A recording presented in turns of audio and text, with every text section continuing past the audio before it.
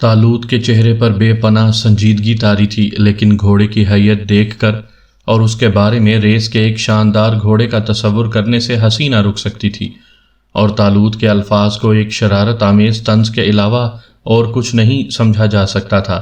لیکن ظاہر ہے میں ان الفاظ کو شرارت نہیں سمجھ سکتا تھا۔ طالوت طالوت تھا، وہ چاہتا تو کسی گدھے کو بھی ڈر بھی جتا سکتا تھا۔ بہرحال دونوں بزرگوں کی سمجھ میں نہیں آ رہا تھا کہ اس دلچسپ بات کو حقیقت سمجھیں یا مذاق، لیکن طالوت کی سنجیدگی بھی انہیں الجھا رہی تھی۔ پھر کیا خیال ہے، کیا مجھے اس کی تربیت کی اجازت مل جائے گی؟ چند منٹ کے بعد طالوت نے پوچھا۔ اوہو، اس میں پوچھنے کی کیا ضرورت ہے؟ نہ صرف یہ بلکہ سارے گھوڑے آپ کی نظر عادل میاں، تنویر صاحب نے جواب دیا۔ نہیں، مجھے صرف یہ قیمتی گھوڑا درکار ہے۔ ہاں، ذرا اس شخص کو بلوائیے جس کے بارے میں آپ نے فرمایا تھا کہ اسے لانے والا وہ ہے۔ اچھا اچھا، تنویر صاحب نے کہا اور تصدق و سائز کو بلانے بھیج دیا۔ میں اس نایاب گھوڑے کا شجرہ معلوم کرنا چاہتا ہوں، طالوت بولا۔ مجھے یقین ہے کسی گدھے کی جولانی تباہ کا نتیجہ نکلے گا، تنویر صاحب بولے، اور نواب جلال الدین نے زوردار کہا لگایا۔ نواب صاحب، مجھے آپ پر حیرت ہے، طالوت نے کہا۔ آپ گھوڑوں کے سلسلے میں اچھی خاصی مہارت رکھتے ہیں، آپ بھی اس کا مذاق اڑا رہے ہیں؟ گھوڑوں کے بارے میں؟ صرف گھوڑوں کے بارے میں، گدھوں پر میں نے کوئی ریسرچ نہیں کی۔ نواب صاحب بدستور ہنستے ہوئے بولے، ویسے تنویر، تم نے کسی کو اتنی سنجیدگی سے مذاق کرتے دیکھا ہے؟ بہتر ہے نواب صاحب، میں اس گھوڑے کی طرف سے ہر چیلنج قبول کروں گا، بس اب میں اس کے بارے میں کچھ نہیں کہوں گا، طالوت نے غصیلے انداز میں کہا، اور سب ہنستے رہے۔ چند منٹ کے بعد سائس آ گیا، اس نے جھک جھک کر سلام کیا تھا اور پھر وہ ایک طرف ادب سے کھڑا ہو گیا۔ طالوت نے اس کی طرف دیکھا اور بولا، یہ گھوڑا تمہارا ہے؟ جی سرکار، سائس نے جواب دیا۔ کہاں سے حاصل کیا تھا؟ مجھے اس کے بارے میں تفصیل بتاؤ۔ جی سرکار، وہ ہمارا ایک واقف کار ہے، رمضانی، یکا چلاتا ہے، 3 سال سے اس کے پاس تھا اور اس کے دال دلیے کا سہارا تھا۔ پھر ایک دن اس کی ٹانگ میں کتے نے کاٹ لیا اور زخم خراب ہو گیا۔ رمضانی اسے چلاتا رہا اور جب بالکل ہی نہ چل سکا تو وہ مایوس ہو گیا، اور ایک دن اس نے مجھ سے کہا کہ اس کا جو بھی مل جائے بکوا دوں۔ لنگڑا گھوڑا کون خریدتا صاحب؟ میں نے 2-4 آدمیوں سے بات کی، کوئی 50 بھی دینے کو تیار نہ ہوا، مگر رمضانی کی حالت خراب تھی، اس کے بچے بھوکے مرنے لگے، تھوڑے سے پیسے اس کے پاس تھے لیکن ان سے وہ گھوڑا نہیں خرید سکتا تھا۔ ہم نے اس کی مدد کی سرکار، اور 75 روپے اسے دے دیے، یہی ہم کر سکتے تھے۔ اس کا کام چل گیا اور اس نے زبردستی اسے ہمیں دے دیا۔ اس نے کہا کہ ویسے بھی وہ اسے چھوڑ دے گا، کہاں سے کھلائے گا اس بیکار جانور کو، تو ہم اسے لے آئے۔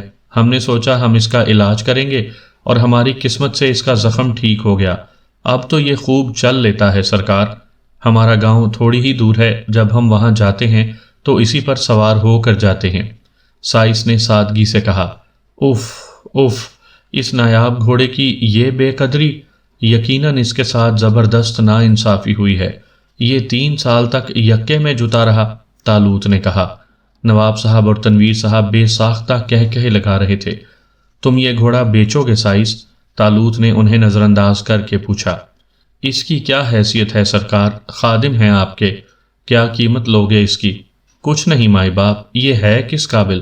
او بے وقوف، اس عظیم المرتبت گھوڑے کی توہین مت کرو، تم کیا جانو اس کے بارے میں؟ غریب رمضانی کو بھی زبردست خسارہ ہوا ہے، لیکن کسی کے ساتھ ناانصافی نہیں ہونی چاہیے۔ میں اس کی قیمت مقرر کرتا ہوں۔ سائم بھائی، آپ کی جیب میں 20,000 روپے ہوں گے؟ طالوت نے اچانک مجھ سے پوچھا اور میں بوکھلا گیا۔ کیا؟ نواب صاحب اور تنویر صاحب بیک وقت بولے۔ او میں پیسے تو نہیں لایا، میں نے جیبیں ٹٹولتے ہوئے کہا۔ آپ اتنے کلاش کب سے ہو گئے سائم بھائی کہ آپ کی جیبوں میں سے 10-20 ہزار بھی نہ نکلے؟ دیکھیے تو صحیح، طالوت کے لہجے میں ایک خاص انداز تھا۔ میں نے طویل سانس لے کر جیبیں ٹٹولیں، اور بھلا میری جیبوں میں گڈیاں کیوں نہ ہوتیں؟ میں نے وہ گڈیاں نکال لیں۔ طالوت نے انہیں میرے ہاتھوں سے اچک لیا تھا۔ یہ 10,000 روپے رمضانی کو بھجوا دو، کسی غریب کی غربت سے ناجائز فائدہ نہیں اٹھانا چاہیے، اسے اس کے مال کی قیمت ملنی ہی چاہیے۔ عادل، تنویر صاحب بے چین ہو کر بولے، اور یہ 10,000 تمہارے؟ میرا خیال ہے گھوڑے کی خدمت کر کے اسے ٹھیک کرنے کا یہ معاوضہ کم نہیں۔ طالوت نے تنویر صاحب کے احتجاج پر توجہ دیے بغیر کہا۔ سائز کا رنگ فک ہو گیا تھا، اس کے ہاتھ پاؤں کانپنے لگے تھے۔ اس نے اس انداز میں ایک ایک کی شکل دیکھی جیسے یہ سب اس کا مذاق اڑانے آئے ہوں۔ کیوں، کیا یہ رقم کم محسوس ہو رہی ہے؟ پھر تم بتا دو بھائی، کیا لوگے؟ طالوت سائز سے بولا۔ عادل میاں، یہ غلط ہے۔ نہیں نہیں، یہ غلط ہے، گھوڑا آپ کی نظر کیا جا چکا ہے، براہ کرم پیسے واپس لے لیں۔ تنویر صاحب نے آگے بڑھ کر مداخلت کی۔ او، گویا آپ کو یہ سودا منظور نہیں ہے، طالوت بولا۔ سودے کا تو سوال ہی پیدا نہیں ہوتا، یہ رقم میں اسے اسی قیمت پر خریدوں گا۔ اگر آپ نے کوئی دوسرا طریقہ اختیار کیا تو پھر میں اسے قبول نہیں کر سکوں گا۔ معاف کیجیے، مجھے ہمیشہ یہ احساس رہے گا کہ یہ گھوڑا بے حیثیت ہے۔ لیکن سنیں تو صحیح، اس نے اسے 75 روپے میں خریدا ہے، یہ اس کی حماقت ہے، میری نہیں۔ اچھا، آپ کی طرف سے میں اسے ادائیگی کر دوں گا۔ ایک ہی بات ہے تنویر صاحب، براہ کرم اس معاملے میں مداخلت نہ کریں، لیکن یہ اچھی بات نہیں ہے۔ او ہاں، شاید آپ ناراض ہو گئے، یہ ٹھیک ہے، مجھے آپ کے استبل میں آ کر خرید و فروخت نہیں کرنی چاہیے تھی۔ خیر سنو، اس بار اس نے سائز کو مخاطب کیا، اگر یہ تم گھوڑا اس قیمت پر فروخت کرنا چاہو تو یہاں سے باہر آ کر مجھ سے بات کر سکتے ہو۔ تنویر، نواب جلال الدین نے مداخلت کی۔ جی بھائی صاحب، جو ہو رہا ہے ہونے دو، اور خوشی سے ہونے دو۔ لیکن بھائی صاحب، کیا یہ اس گھوڑے کی قیمت ہے؟ سائم بھائی، طالوت نے مجھے پکارا۔ فرمائیے، ایک گڈی اور ہوگی؟ یقیناً، میں نے جیب میں ہاتھ ڈال کر ایک گڈی اور نکال لی۔ 15 ہزار دونوں کے۔ اب تو ٹھیک ہے تنویر صاحب۔ تنویر، میں کہتا ہوں مداخلت مت کرو، نواب جلال الدین بولے۔ شہزادوں کو جو چیز پسند آتی ہے وہ اسے شایان شان قیمت ادا کر کے ہی خریدتے ہیں۔ لو میاں، یہ رقم لے لو، لیکن رمضانی کو 15 ہزار آج ہی پہنچ جانے چاہیے، اس سے معلوم کر لیا جائے گا، نواب جلال الدین بولے۔ اور تنویر صاحب خاموش ہو گئے۔ نوٹ لیتے ہوئے سائس بری طرح تڑپ رہا تھا۔ تب طالوت نے کہا، ہاں، آپ سے ایک رعایت ضرور طلب کروں گا تنویر صاحب۔ ہاں ہاں ضرور، تنویر صاحب پھنسی پھنسی آواز میں بولے۔ یہ گھوڑا یہیں پر رہے گا، میں یہاں آ کر ہی اس کی تربیت کروں گا اور اسے آئندہ ریس کے لیے تیار کروں گا۔ ضرور ضرور، اس میں پوچھنے کی کیا بات ہے؟ تو بھئی آج سے تم اس کی خصوصی نگرانی کرو گے اور اس کے لیے جو غذا تجویز کروں اسے باقاعدگی سے دو گے، طالوت سائس سے بولا۔ سائس کی آواز ہی بند ہو گئی تھی۔ آئیے نواب صاحب چلیں، طالوت نے کہا اور سب واپس چل پڑے۔ تنویر صاحب بے حد سنجیدہ ہو گئے تھے۔ راستے میں نواب جلال الدین نے ان کی شکل دیکھی اور ہنس پڑے۔ کیا ہو گیا تنویر؟ انہوں نے مضحکہ خیز انداز میں پوچھا۔ کچھ نہیں بھائی صاحب۔ میاں احمق ہو نرے، نواب صاحب بولے۔ کیا تم نے سنا نہیں تھا کہ سائس نے کیا کہا تھا؟ کیا؟ تنویر صاحب چونک کر بولے۔ اس نے کہا تھا رمضانی کے پاس دوسرا گھوڑا خریدنے کے لیے پیسے نہیں تھے اور اس کے بچے بھوکے مر رہے تھے۔ کیا 15 ہزار سے اس کی زندگی نہیں سدھر جائے گی؟ اور کیا تمہارا سائس اس رقم سے اپنے سارے دکھ دور نہیں کر لے گا؟ کیا تمہارے خیال سے میں احمق ہوں کہ بلا وجہ ان لوگوں کے گن گاتا رہوں؟ خدا کی قسم میں نے ان لوگوں کے ساتھ جو کچھ کیا ہے اس پر زندگی بھر شرمندہ رہوں گا، تنویر صاحب نے جذباتی لہجے میں کہا۔ آپ زیادتی کر رہے ہیں نواب صاحب، طالوت نے مداخلت کی۔ کیا عادل میاں، یہ گفتگو کر کے آپ میرے عظیم المرتبت گھوڑے کی توہین کر رہے ہیں۔ اوہو، معافی چاہتا ہوں، نواب صاحب ہنستے ہوئے بولے۔ تنویر صاحب بھی تھکی تھکی سی ہنسی ہنس رہے تھے۔ ہم واپس اس جگہ پہنچ گئے جہاں سے چلے تھے۔ تمام لوگ ہمارے منتظر تھے اور بور ہو رہے تھے۔ بہرحال واپسی کا پروگرام بنا اور اس طرح یہ دلچسپ پکنک ختم ہو گئی، لیکن ہماری موجودگی اور نواب صاحب کے آ جانے سے ہر وقت کہے رہتے تھے۔ پکنک کی جگہ ہو یا گھر، دلچسپ پروگرام بنتے رہتے، خاص طور پر جب سے افشاں سے میری بات ہوئی تھی۔ نہ جانے کیوں میرا دل بھی یہاں لگنے لگا تھا۔ حالانکہ میری کیفیت سے آپ بخوبی واقف ہیں، دنیا کی ساری دلچسپیاں حاصل ہو چکی تھیں اور عورت میرے لیے کوئی نئی چیز نہیں تھی۔ عورت ہی نے تو میری زندگی میں کانٹے ڈالے تھے، اور سچ بات یہ ہے کہ عورت ہی میری زندگی میں نت نئے موڑ لائی تھی، ورنہ شاید آج تک عظمت برادرز میں کلرک ہوتا۔ لیکن آج پھر عورت مجھے اجنبی لگ رہی تھی۔ آج پھر میرے دل میں وہ پاکیزگی اور تقدس لیے جلوہ گر ہو گئی تھی۔ آج پھر میں نے افشاں کی آنکھوں سے لڑکتے ہوئے موتیوں میں محبت پائی تھی۔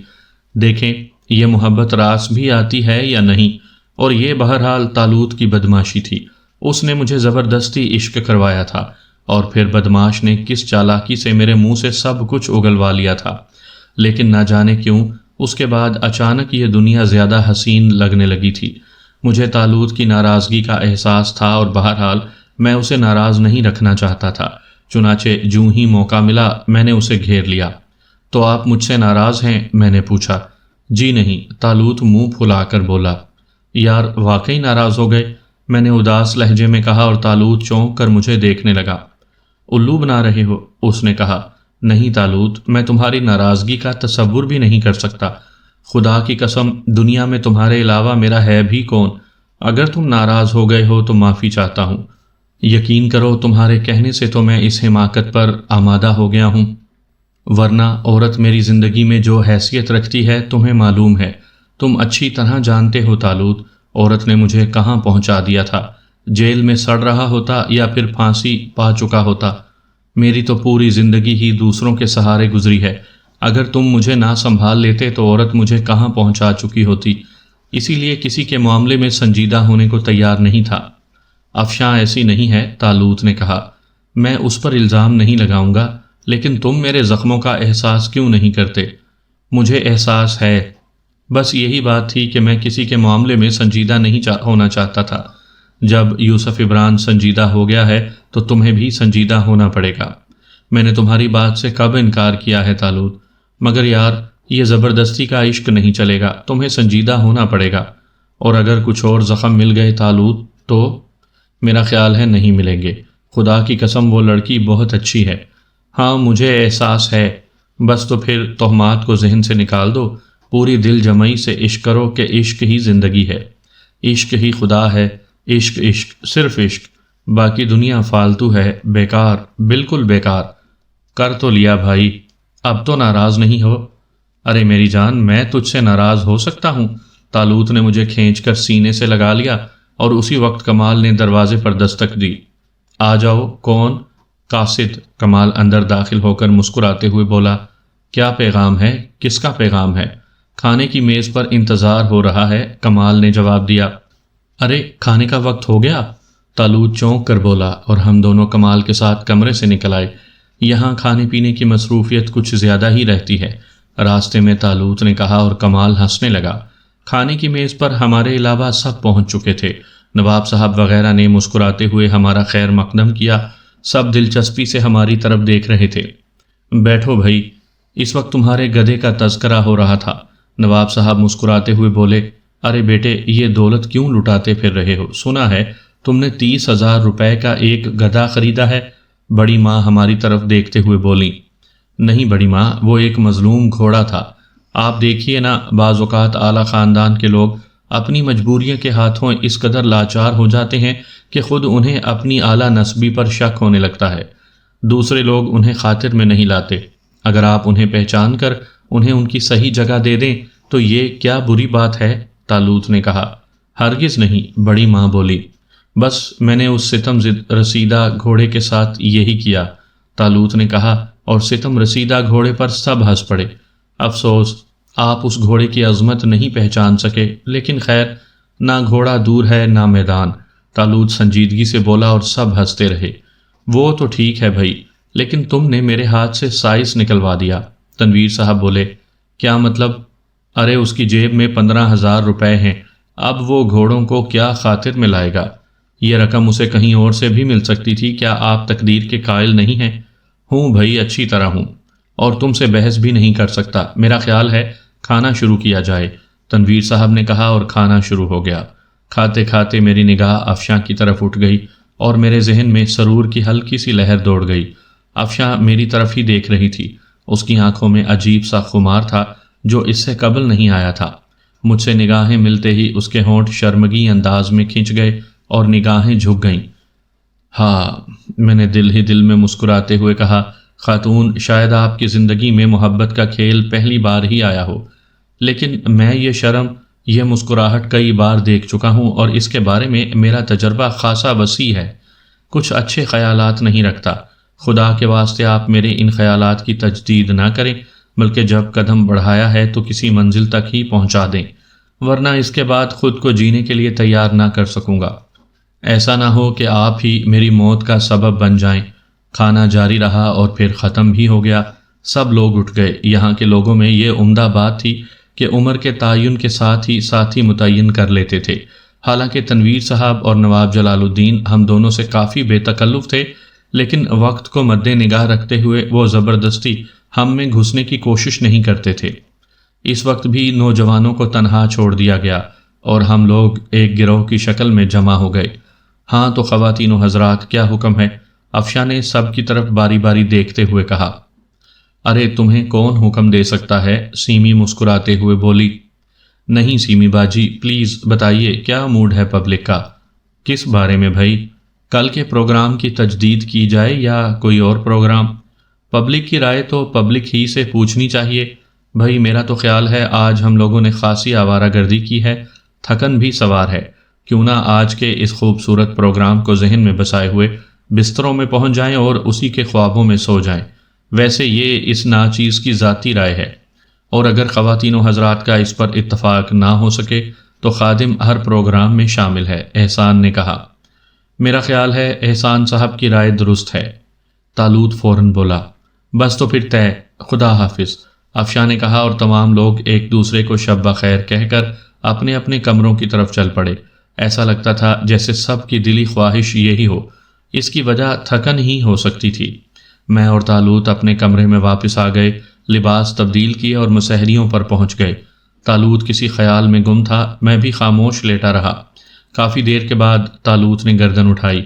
عارف کے بچے، باز نہیں آؤ گے؟ خیریت؟ میں نے حیرت سے پوچھا۔ دفع نہیں ہوگے یہاں سے؟ ارے ارے، کیا ہو گیا تمہیں؟ بات میری سمجھ میں نہیں آئی تھی۔ ابے تو کیا سونے کے لیے میں نے سب کو بھگایا ہے؟ طالوت جھلا کر بولا۔ اے جنزادے، باخدا تیری بات سمجھ میں نہیں آتی، میں نے گہری سانس لے کر کہا۔ تو اے آدمزاد، تو بھی غور سے سن لے، میں نے کوئی تربیت گاہ عشق نہیں کھولی۔ تو جس اناڑی پن کا مظاہرہ کر رہا ہے اس سے اظہار ہوتا ہے کہ تو نے صرف لڑکیوں سے فلرٹ کیا ہے، عشق نہیں۔ اور تیرے ساتھ لڑکیوں نے جو سلوک کیا ہے اس میں ان کا قصور نہیں بلکہ تیرا ہے۔ جی ہاں ٹھیک ہے، ممکن ہے ایسا ہی ہو، لیکن اب آپ بکواس کریں کہ کیا مقصد ہے؟ یار خود بھی غور کیا کر، دن میں شکیلہ سے کوئی خاص گفتگو نہیں ہو سکی۔ یہ کمبخت لڑکیاں اور لڑکے بڑی خوفناک نگاہیں رکھتے ہیں۔ کمبخت دن بھر ہمیں ہی تاڑتے رہے۔ چونکہ ان کے منحوس کانوں میں بھنک پڑ چکی ہے، درجنوں بار انہوں نے مجھے اور شکیلہ کو تنہائی کا موقع دیا اور خود طاق میں رہے کہ ہماری گفتگو سن سکیں، لیکن بہرحال تیرا یار اتنا احمق بھی نہیں ہے۔ اوہ، تو یوں کہیے اس لیے یہ تقریر جھاڑی جا رہی ہے؟ نہیں یار، سمجھا کرو، بات صرف میری نہیں ہے، تیری بھی ہے۔ الحمدللہ میں خیریت سے ہوں، میں نے جواب دیا۔ بکواس مت کرو، کیا آج ہی فیل ہو جانا چاہتے ہو؟ کیوں؟ کیا تمہارے خیال میں اسے آسانی سے نیند آ جائے گی؟ کسے؟ افشاں کو۔ کیوں، کیا وہ بے خوابی کی مریضہ ہے؟ دیکھو عارف، مجھے غصہ مت دلاؤ، تمہیں چاہیے اس کے کمرے کے عقبی کھڑکی پر جاؤ، دستک دو اور اسے باغ میں چلنے کی پیشکش کرو۔ واہ اناڑی استاد، رہے نا جن کے جن، پہلے ہی مرحلے پر مروا دو گے۔ کیا مطلب؟ صاحبزادے خوش نصیب ہو کہ ریڈی میڈ عشق مل گیا، کچھ کوششیں کرنا پڑتی تو یقیناً منہ کی کھاتے۔ ارے وہ ایک شریف لڑکی ہے اور یہ حرکت قطعی غیر شریفانہ، کیا سوچے گی وہ اپنے دل میں نے کہا۔ بس یہی سوچے گی کہ عجیب عاشق ملا ہے جو دن بھر اطمینان سے تارے گنتا ہے اور رات کو آرام سے سو جاتا ہے۔ کچھ بھی سوچے، میں ایسا نہیں کروں گا۔ ویسے کیا شکیلہ یہاں آئے گی؟ کیوں نہیں آئے گی، میں کوئی کچا عاشق ہوں؟ ٹھیک ہے، تب میں باغ میں چلا جاتا ہوں۔ یار برا تو نہیں مانے گا؟ طالوت جھیمپے ہوئے انداز میں مسکراتے ہوئے بولا اور میں نے مسکراتے ہوئے گردن ہلا دی۔ پھر میں کمرے سے نکل آیا۔ عشق و محبت کی باتیں تھیں، میں درمیان میں کیوں دخل دیتا؟ ویسے دونوں کے کردار سے میں پوری طرح مطمئن تھا۔ طالوت ایک ٹھوس کردار کا نوجوان تھا اور شکیلہ انتہائی پاکیزہ فطرت۔ ان دونوں کی تنہائی میں شیطان کبھی نہیں داخل ہو سکتا تھا۔ چنانچہ میں باغ کی طرف چل پڑا۔ چاند نہیں نکلا تھا، لیکن اس کے آثار آسمان کے آخری سرے پر نمودار ہو رہے تھے۔ باغ کی فضا بے حد خوشگوار تھی، فرحت بیز ہوا کے جھونکے روح کو معطر کر رہے تھے۔ مجھے اس تنہائی میں بے حد سکون کا احساس ہوا اور ایک خوبصورت تختے کے نزدیک میں گھاس پر بیٹھ گیا۔ چند منٹ بیٹھا رہا، پھر لیٹ گیا۔ نرم گھاس مخمل کے فرش کی مانند تھی، سکون، بے پناہ سکون۔ لیکن پھر کسی کے قدموں کی آہٹ سن کر میں چونک پڑا اور جلدی سے اٹھ گیا۔ تاروں کی چھاؤں بھی اتنی تھی کہ کسی کو پہچانا جا سکے، اور افشاں کو دیکھ کر میرا دل دھڑک اٹھا۔ وہ کافی قریب آ چکی تھی اور بے حد گھبرائی ہوئی محسوس ہو رہی تھی۔ میں انتہائی شرمندہ ہوں، وہ آہستہ سے بولی۔ ارے آئیے افشاں، کیوں آپ شرمندہ کیوں ہیں؟ میں نے آپ کے سکون میں مداخلت کی ہے، وہ چوروں کے سے انداز میں بولی۔ یہ آپ کو کیسے معلوم؟ میں نے کہا۔ کیا یہی کہ آپ نے مداخلت کی ہے؟ تو پھر ممکن ہے میں اس وقت آپ کے بارے میں سوچ رہا ہوں، اور آپ غور کریں، کسی کے بارے میں سوچا جائے اور وہ اچانک آ جائے تو کیا کیفیت ہوتی ہے۔ افشاں کئی منٹ تک کچھ نہیں بولی تو میں نے ہی کہا، اور اب آپ اجنبیوں کی طرح کھڑی ہی رہیں گی؟ اوہ، معافی چاہتی ہوں۔ وہ میرے نزدیک بیٹھ گئی۔ اس قرب میں بڑا اعتماد، بڑی اپنائیت تھی۔ آپ خاموش کیوں ہیں؟ ویسے ہی۔ چاندنی پسند ہے آپ کو؟ ہاں۔ اور تنہائی؟ نہیں، افشاں نے جواب دیا۔ اس کے انداز میں کسی قدر شوخی تھی۔ اور افشاں صاحبہ، جو قرب آشنا ہی نہ ہو، میں نے نہ جانے کس خیال کے تحت کہا، اور افشاں نے عجیب سی نگاہوں سے مجھے دیکھا۔ اپنی طرف بڑھنے والوں کی پذیرائی ہی نہیں کی ہوگی آپ نے، اس نے آہستہ سے کہا۔ شاید کوتاہی میری ہی ہو۔ عادل صاحب کی نسبت آپ سنجیدہ ہیں، بڑا جو ہوں اس سے کوئی خاص فرق نہیں محسوس ہوتا آپ دونوں میں۔ اب تو آپ پہچان لیتی ہیں۔ ہاں، افشاں نے ایک شرمگی مسکراہٹ سے کہا۔ میں بھی مسکرانے لگا۔ اس وقت دل سے ساری محرومیاں دھل گئی تھیں۔ ایسا لگ رہا تھا جیسے دوبارہ پیدا ہوا ہوں، دوبارہ جوان ہوا ہوں، اور افشاں میری زندگی کی پہلی لڑکی ہے۔ اس سے قبل کبھی اتنی فرحت، ایسا انوکھا پن محسوس نہیں کیا تھا۔ اس کے بعد ہم دونوں کئی منٹ تک خاموش رہے۔ افشاں گردن جھکائے گھاس کو رید رہی تھی۔ کیا آپ نے مجھے دیکھ لیا تھا مس افشاں؟ ہاں۔ کہاں سے؟ کھڑکی میں کھڑی تھی۔ کیوں؟ نیند نہیں آ رہی تھی۔ یہی کیفیت میری تھی، میں نے جواب دیا۔ آپ نے اس وقت کیوں نہ کہا کہ آپ کو نیند نہیں آ رہی؟ کوئی پروگرام ہی رکھتے، تنہائی کو دل چاہ رہا تھا۔ اوہو، تب تو میری بات درست ہے، یعنی میں نے مداخلت کی ہے۔ افشاں، گستاخ ہونے کو دل چاہ رہا ہے، اگر اجازت دیں۔ آپ کی آمد نے تو وہ خلا پر کر دیا ہے جس کے پر ہونے کی دل نے بار بار آرزو کی تھی۔ اور افشاں کے چہرے پر سنجیدگی پھیل گئی۔ وہ خاموشی سے گھاس کوریدتی رہی، پھر نہایت صاف ستھرے لہجے میں بولی۔ سائم صاحب، آپ کے خیال میں میری عمر کیا ہوگی؟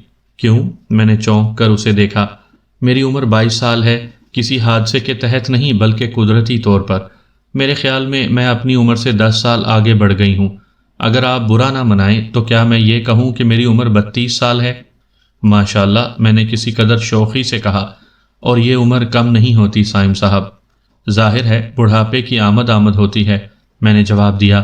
لیکن افشاں کے چہرے کی سنجیدگی برقرار رہی۔ میں ایک مشرقی لڑکی ہوں اور بے حد خود سر ہوں، لیکن اگر آپ یقین کریں تو بتا دوں کہ میں نے بہت سے ممالک کی سیر کی، بہت کچھ دیکھا، لیکن ضمیر پر کوئی داغ نہیں لگنے دیا، اور میں آج خود کو فخر سے مشرقی کہہ سکتی ہوں۔ البتہ میں نے کچھ تجربات ضرور کیے ہیں، میں نے کچھ حاصل بھی کیا ہے۔ اوہ، افشاں کی سنجیدہ گفتگو پر میں بھی سنجیدہ ہو گیا۔ ہاں سائم صاحب، میں نے سیکھا ہے کہ پاکیزگی کی حدود نہیں ہوتی۔ ضمیر اگر صاف رہے تو زندگی بوجھ نہیں بنتی، جبکہ نگاہ کے راستے بہت چھوٹے ہوتے ہیں، اور ان کے اختتام تک پہنچتے پہنچتے انسان اپنی زندگی کو بے مقصد سمجھنے پر مجبور ہو جاتا ہے۔ وہ سوچتا ہے اب کیا کرے، اور پھر یہ بوجھل زندگی اسے عذاب لگنے لگتی ہے، اور اس کا نتیجہ بھیانک ہی ہوتا ہے۔ انسان اگر زندہ بھی رہے تو ضمیر کی ہولناک چیخیں اسے مضطرب رکھتی ہیں۔ سائم صاحب، میرے ضمیر پر کوئی بوجھ نہیں، صاف ہوں تو اس قدر کہ والدین کی مرضی کے بغیر ان سے چھپ کر بلکہ مجرمانہ انداز میں سیاحت کا شوق پورا کیا۔ چرب زبانی سے کام نہیں لے رہی، اپنی شخصیت کو عریاں کر رہی ہوں۔ مشرق کی حیا اپنی جگہ، لیکن زندگی گزارنے کی خواہش کے اظہار کو بے حیائی نہیں سمجھتی۔ میں آپ کی شکل و صورت، آپ کے کردار اور آپ کی شخصیت سے بے حد متاثر ہوں۔ خدا کی قسم، اگر کسی بہت بڑے ملک کے شہزادے بھی ہوتے تو میرے لیے قابل اعتنا نہ تھے، لیکن آپ اپنی اسی شخصیت، اسی کردار کے ساتھ کسی دفتر کے معمولی کلرک ہوتے اور کسی طور پر میری آپ سے ملاقات ہو جاتی تو اپنی پسند کے اظہار سے باز نہ رہتی۔ سائم صاحب، اسے میرا اظہار عشق سمجھ لیں، میری آرزو سمجھ لیں یا میری بے حیائی، یہ سب کچھ میں آپ سے صرف ایک بار کہوں گی، اس خوف سے بے نیاز ہو کر کہ آپ میرے بارے میں کیا سوچیں گے۔ بڑی سلجھی ہوئی، بڑی انوکھی اور بڑی جذباتی گفتگو تھی۔ ایک ایک لفظ میرے دل پر نقش ہو رہا تھا۔ میں حیرانی سے اس کچی عمر کی جہاں دیدہ لڑکی کو دیکھ رہا تھا۔ میں آپ کو پسند کرتی ہوں سائم صاحب، میں آپ سے چھپ چھپ کر نہیں ملوں گی، ہم ایک دوسرے سے گھٹیا طور پر رومان نہیں کریں گے، بلکہ اگر آپ کے حالات اجازت دیں تو ہر پہلو سے سوچ کر، ہر خطرے، ہر الجھن کو مد نگاہ رکھ کر مجھے بتائیں کہ کیا آپ مجھے زندگی بھر کا ساتھی منتخب کر سکتے ہیں؟ یہ سوال میرے لیے خاصا سنسنی خیز تھا۔ مشورہ کس سے کرنا تھا؟ طالوت بدماش ہی میرا سب کچھ تھا، لیکن اسی نے تو مجھے اس کے لیے مجبور کیا تھا، اور اب یہ لڑکی میری زندگی کا ایک اہم کردار بن گئی تھی۔ چنانچہ اب اگر طالوت بھی مجھے اس سے شادی کرنے سے باز رکھنے کی کوشش کرتا تو میں اس سے معذرت کر لیتا۔ ہاں، میری زندگی اب ایک ٹھوس حیثیت اختیار کر گئی تھی، ضمیر پر جھوٹ کا داغ ہی سہی، لیکن خدا کی مہربانی سے میں بھی زندگی گزارنے کے قابل بن گیا تھا۔ اس لیے اس سلجھی ہوئی لڑکی کو زندگی کا ساتھی نہ بنانے کا تصور بھی محال تھا، تاہم میں نے کچھ اور باتیں کرنا مناسب سمجھی۔ آپ کے جذبات میری خوش بختی ہیں افشاں، لیکن اپنی چند مجبوریوں کو مد نگاہ رکھ کر میں آپ سے کچھ سوالات کروں گا۔ بصدِ خوشی، افشاں نے کھلے دل سے کہا۔ فرض کریں میرے والدین اس کی اجازت نہ دیں؟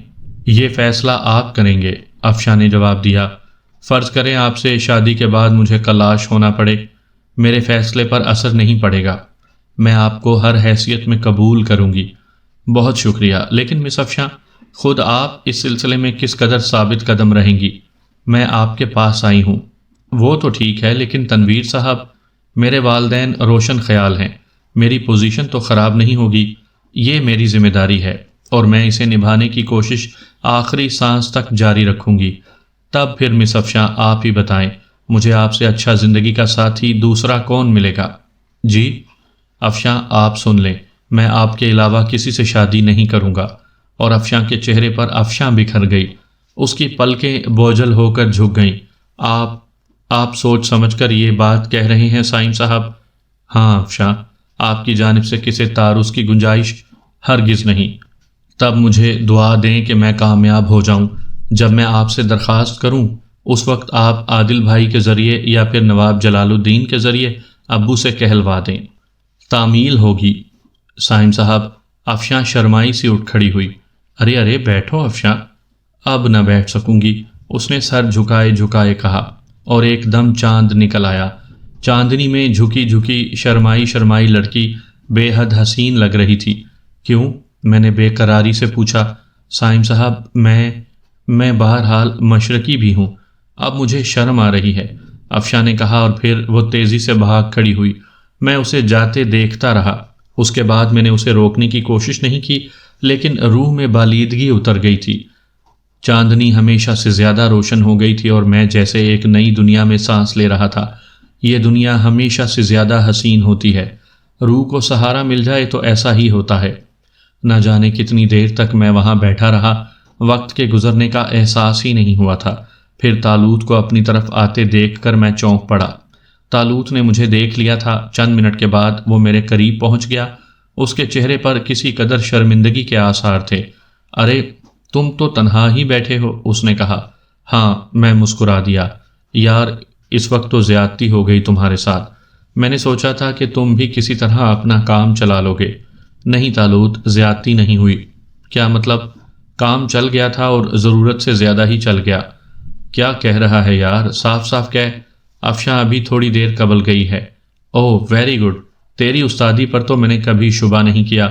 طالوت میرے کندھے پر ہاتھ رکھ کر میرے نزدیک بیٹھ گیا۔ شکیلا چلی گئی؟ ہاں، بڑی شرما رہی تھی اس بات پر کہ تم اس کی وجہ سے کمرہ چھوڑ کر فرار ہو گئے ہو۔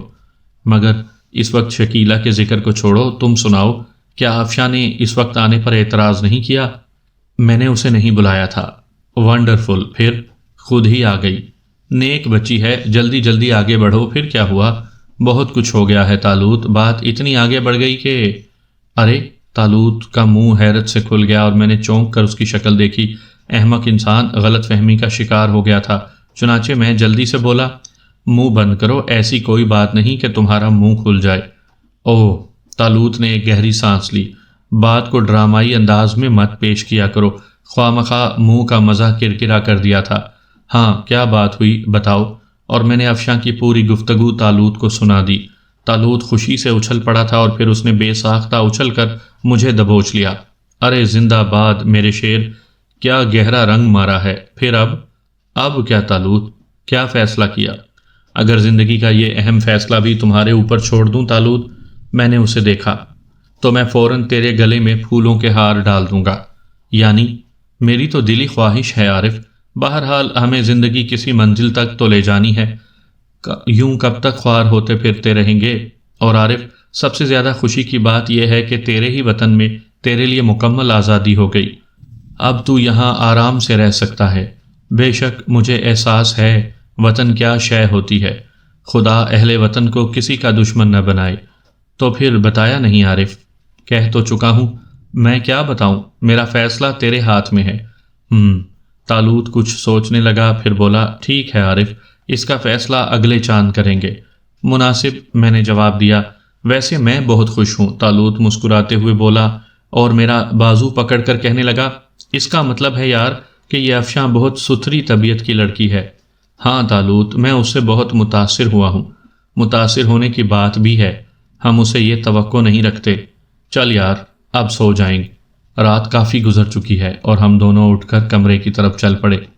مجھے بھی کچھ پوچھنے کی اجازت ہے؟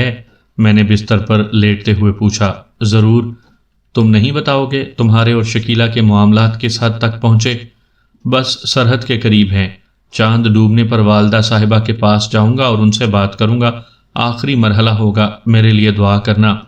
میری دلی دعائیں تمہارے ساتھ ہیں میرے دوست، میں نے کہا اور طالوت مسکرانے لگا۔ دوسری صبح حسب معمول تھی، ناشتے کی میز پر گپیں ہوتی رہیں، سب کے موڈ خوشگوار تھے۔ افشاں کی گہرائی دیکھ کر مجھے حیرت ہوتی تھی، اس کے چہرے پر کوئی تاثر نہیں تھا، گمان بھی نہیں کیا جا سکتا تھا کہ رات کو اس نے مجھ سے ایسی گفتگو کی ہوگی، جیسی روزانہ ہوتی تھی ویسی ہی تھی۔ ہاں بھائی، اپنے اس زر خرید کے بارے میں تم نے کیا سوچا؟ نواب جلال الدین بولے۔ بس تھوڑی دیر کے بعد جاؤں گا۔ اخبار دیکھا آج کا؟ نہیں، طالوت نے جواب دیا۔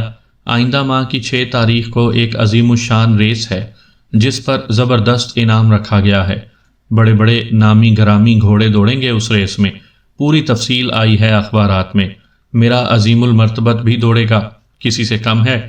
طالوت نے کہا اور سب ہنس پڑے، گویا تم نے اس کا نام ہی عظیم المرتبت رکھ دیا ہے۔ جی، وہ اسی قابل ہے، براہ کرم آپ اسے اس ریس میں رجسٹر کروا دیں۔ شہزادہ عادل، براہ کرم بتا دو کیا تم سنجیدہ ہو؟ نواب صاحب، عظیم المرتبت سے مجھے دلی لگاؤ ہے، براہ کرم اس کی شان میں کوئی ایسی ویسی بات نہ کی جائے، اس پر کوئی شبہ نہ کیا جائے، اور کیا آپ اسے رجسٹر کروا دیں گے یا پھر میں ہی کوشش کروں؟ نہیں بھائی، ہم بھی اس تفریح میں حصہ لیں گے، نواب صاحب ہنستے ہوئے بولے اور طالوت سر جھکا کر ناشتے میں مصروف ہو گیا۔ ناشتے کے بعد طالوت نے تنویر صاحب سے گاڑی حاصل کی اور جانے کے لیے تیار ہو گیا۔ تنہا جاؤ گے؟ میں نے پوچھا۔ جی نہیں۔ تب میں تیار ہو جاؤں؟ جی نہیں، ہرگز نہیں۔ پھر؟ مس شکیلہ کو بازار میں کچھ کام ہے، وہ میرے ساتھ جائیں گی۔ اوہ، میں مسکرا پڑا۔ کوئی اعتراض ہے آپ کو؟ ہرگز نہیں، مس شکیلہ سے بات ہوئی ہے؟ کیوں بتاؤں؟ گویا اب آپ لوگ علل اعلان سامنے آ گئے ہیں۔ الحمدللہ، طالوت نے خیالی داڑھی پر ہاتھ پھیرتے ہوئے کہا اور مجھے ہنسی آ گئی۔ بہرحال میں نے خوشی سے انہیں جانے کی اجازت دے دی اور طالوت چلا گیا۔ پھر سب اپنے اپنے کاموں میں مصروف ہو گئے اور میں اپنے کمرے میں آ گیا۔ نواب جلال الدین بھی کسی کام سے چلے گئے تھے، سیمی اور احسان کسی سے ملنے چلے گئے تھے۔ نہ جانے کتنا وقت گزرا تھا کہ اچانک کسی نے دروازے پر دستک دی۔ کون؟ حاضر ہو سکتی ہوں؟ افشاں کی آواز تھی اور میرا دل خوشی سے اچھل پڑا۔ تشریف لائیے، میں نے جواب دیا اور افشاں مسکراتی ہوئی اندر آ گئی۔ کیا ہو رہا ہے؟ بیکاری کا شغل، میں نے جواب دیا اور افشاں مسکراتی ہوئی میرے سامنے بیٹھ گئی۔ بور ہو رہے ہیں؟ ہرگز نہیں، میں جلدی سے بولا۔ پھر یہ تنہائی پسندی کیسی؟ الفاظ غیر معیاری بھی ہو سکتے ہیں، میں نے معنی خیز انداز میں کہا۔ آپ کے سامنے میں ہوں جناب، اور اب ہمارا معیار جدا نہیں ہے۔ خدا کی قسم افشاں، یہ اپنائیت دلا رہی ہے۔ اچانک میری آواز بھر آ گئی، بس نہ جانے کیوں عجیب سا لگا تھا۔ آپ اسے اپنا حصہ سمجھیے، افشاں نے کہا۔ اس نے لاکھ ضبط کرنے کی نڈر بننے کی کوشش کی، لیکن اس کی آنکھوں میں حیا آ گئی اور میں بے اختیار اس کے نزدیک پہنچ گیا۔ افشاں، میں نے اس کے شانوں پر ہاتھ رکھ دیے۔ بعض اوقات وہ ہو جاتا ہے جو انسان کی سرشت نہیں ہوتی، لیکن جذبات بے پرواہ ہوتے ہیں، وہ سوچتے ہیں۔ ہاں شاید، ورنہ میں اس بے باکی سے یہاں نہ آ جاتی، افشاں نے نہایت خوبصورتی سے کہا، اور میں بے اختیار ہو گیا۔